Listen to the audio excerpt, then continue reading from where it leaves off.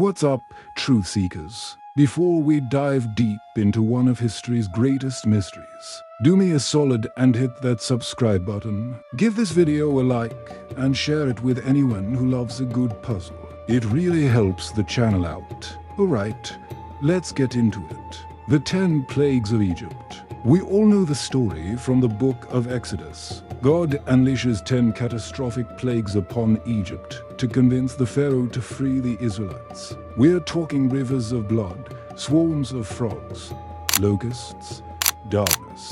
It's epic, biblical stuff. For millennia, it's been held up as the ultimate example of divine intervention.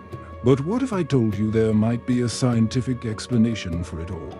A single, natural event that could have triggered a domino effect, creating every single one of the 10 plagues in perfect, terrifying order.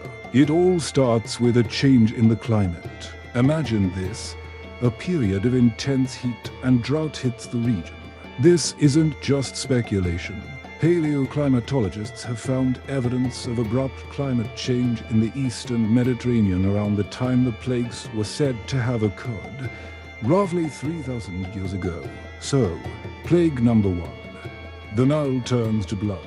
A dramatic drought would cause the mighty Nile to slow down to a sluggish, muddy trickle. This warm, slow-moving water is the perfect breeding ground for a specific type of toxic freshwater algae called Oscillatoria rubescens asterisk, also known as burgundy blood algae. When this algae blooms in massive quantities, it turns the water deep, blood red, and releases toxins that kill all the fish. So, the water didn't literally become blood, but it would have looked and smelled like death. This leads directly to plague number 2, frogs. The toxic water forces all the frogs and other amphibians to flee the river and seek refuge on land. You'd have a massive, sudden exodus of frogs covering every inch of ground. But without their natural water source, they would die off very quickly. And what happens when you have millions of dead frogs and fish rotting in the sun? That brings us to plagues 3 and 4, lice and flies. The rotting organic matter would create a paradise for insects. Gnats, lice, and swarms of biting flies like the stable fly would multiply at an astronomical rate, feasting on the decay and tormenting both humans and animals. These insects are also carriers of disease, which leads us to plague number 5, the death of livestock.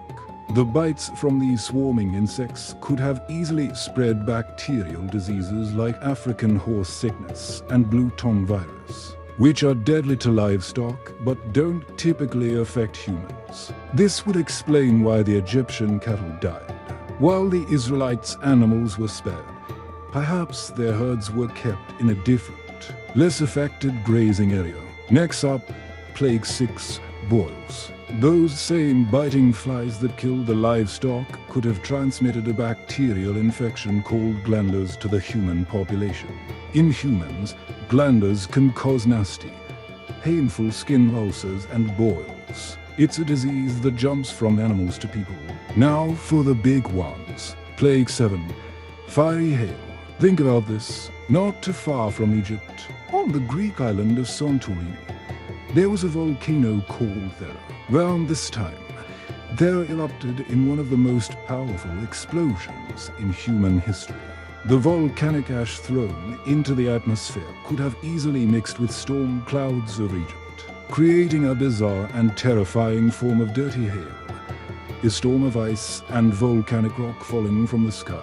This massive cloud of volcanic ash would then drift over the land, leading to plague 8, locusts. How? The ash would have devastated local ecosystems, but it would also block sunlight and alter weather patterns, creating the perfect, humid conditions for locusts to hatch and swarm. Desperate for any remaining vegetation, they would descend in a massive, crop-devouring plague. Plague 9, 3 days of darkness. This one is almost a direct consequence of the volcanic eruption. A sufficiently massive ash cloud from Thera could have completely blotted out the sun for days on end, plunging Egypt into an eerie, terrifying darkness. It wouldn't have been a normal night. It would have been a thick, choking blanket of ash. This is a well-documented phenomenon that happens after major volcanic eruptions. And finally, the most devastating of all, Plague 10, the death of the firstborn. This is the hardest one to explain, but the domino effect could still be at play.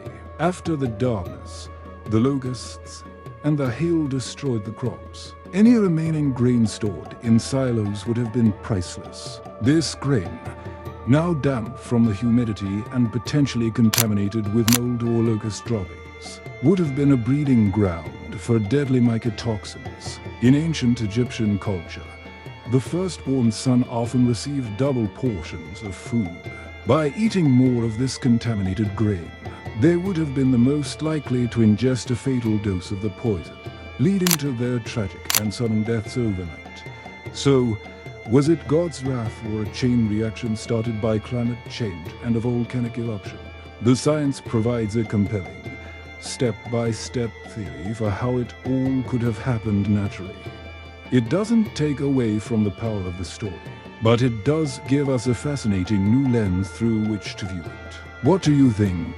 Divine miracle or a perfect storm of natural disasters? Let me know in the comments. And remember, keep questioning everything. Until we meet again.